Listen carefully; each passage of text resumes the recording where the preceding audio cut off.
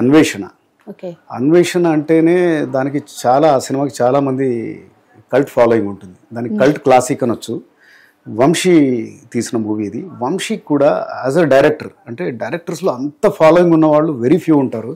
ఈయన తీసినవి కొన్ని సినిమాలైనా 20 తీసుంటారు సుమారుగా, కానీ విపరీతమైన ఫాలోయింగ్ ఉంటుంది ఆయనకి. ఈ రోజు కూడా ఆయన సినిమాలు పదే పదే చూస్తూ ఉంటారు.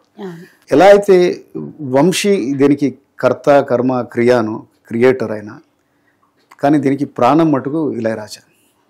సితారా సినిమా నుంచి వీళ్ళ జర్నీ మొదలైంది ఇద్దరిది. వాళ్ళు కలిసి ఒక 12 సినిమాలు చేసి ఉండొచ్చు.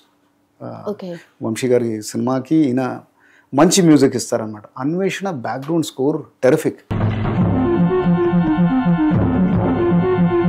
అంతవరకు మనకు బీజీ కూడా ఇట్లా ఉంటుందని తెలుగు ప్రేక్షకులకు తెలియదు కావచ్చు. అలాంటి amazing background music and songs అయితే ఈ రోజు కూడా మీకు తెలిసే ఉంటుంది. ఒకటి చెప్పండి చూద్దాం. కీరవాణి అని ఇప్పటికీ వింటుంటాం సార్ సాంగ్.